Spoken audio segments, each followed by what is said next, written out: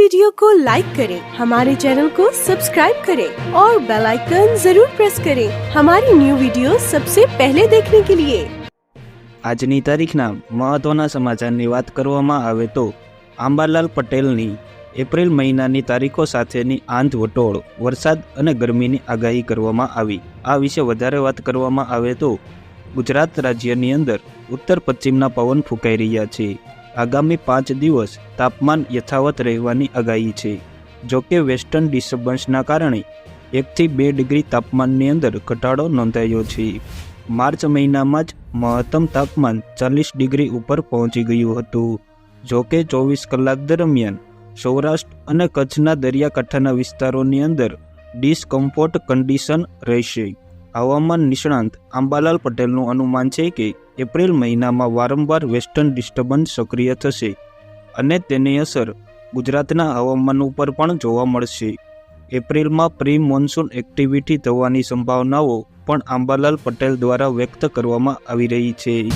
આ વિશે વધારે વાત કરવામાં આવે તો હવામાન નિષ્ણાંત આંબાલાલ પટેલે ગુજરાતી સાથે વાત કરતાં જણાવ્યું છે કે એપ્રિલ મહિનાની શરૂઆતથી જ વાદળછાયું વાતાવરણ રહેશે। 1 થી 3 એપ્રિલના વાદળછાયું વાતાવરણ જોવા મળશે। 6 થી 8 એપ્રિલની અંદર વાદળછાયું વાતાવરણ પણ જોવા મળશે। 8 અને 9 એપ્રિલના પણ વેસ્ટર્ન ડિસ્ટર્બન્સ જોવા મળી શકે છે। 12 થી 14 એપ્રિલની અંદર પણ વાદળછાયું વાતાવરણ જોવા મળશે। ગુજરાતના કોઈક વિભાગોની અંદર આંધી વંટોળ સાથે પ્રી મોન્સૂન એક્ટિવિટી શરૂ થવાની શક્યતા રહેલી છે। કોઈ ભાગોની અંદર છાંટા થવાની શક્યતા પણ જોવા મળી રહી છે। 16 થી 18 એપ્રિલની અંદર વેસ્ટર્ન ડિસ્ટર્બન્સ આવશે। 19 થી 20 એપ્રિલમાં પણ મધ્યપ્રદેશ સુધીનું હવામાન પલટવાની સંભાવનાઓ જોવા મળી રહી છે। 22 થી 23 એપ્રિલમાં પણ વેસ્ટર્ન ડિસ્ટર્બન્સ આવશે અને આ પછી 23 થી 25 એપ્રિલના પણ વેસ્ટર્ન ડિસ્ટર્બન્સ આવશે તેવી સંભાવનાઓ જોવા મળી રહી છે।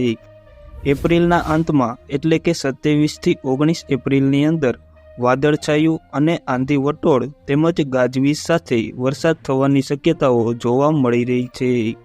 આ વિશે વધારે વાત કરવામાં આવે તો આંબાલાલ પટેલ દ્વારા મોટી આગાહી કરવામાં આવી રહી છે। આંબાલાલ પટેલે વધુમાં જણાવ્યું છે કે 26 એપ્રિલ બાદ ગુજરાતના કેટલાક ભાગોની અંદર મહત્તમ તાપમાન 43 થી 44 ડિગ્રી રહેવાની શક્યતા છે। જેમાં કચ્છ, સૌરાષ્ટ્ર, મધ્ય ગુજરાત અને ઉત્તર ગુજરાતના ભાગોમાં તાપમાન ઊંચું જશે। એટલે એપ્રિલ મહિનાની અંદર ગરમી, વેસ્ટર્ન ડિસ્ટર્બન્સ, આંધી વટોળ સાથે પ્રી મોન્સૂન એક્ટિવિટી જોવા મળી શકે છે। તો આ સંપૂર્ણ સમાચાર વિશે તમારું શું કહેવું છે તે અમને કોમેન્ટ બોક્સની અંદર કોમેન્ટ કરીને જરૂરથી જણાવો।